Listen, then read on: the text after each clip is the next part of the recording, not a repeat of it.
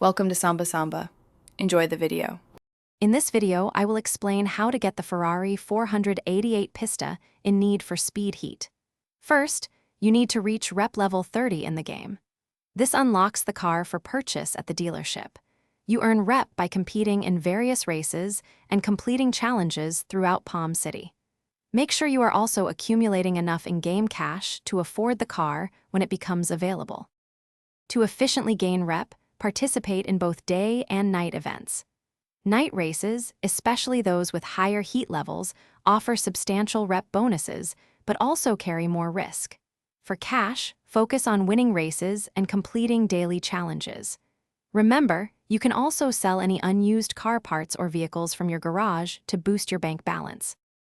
Once you have reached rep level 30 and saved enough cash, head to the in-game dealership. You can access this from your garage or the main map.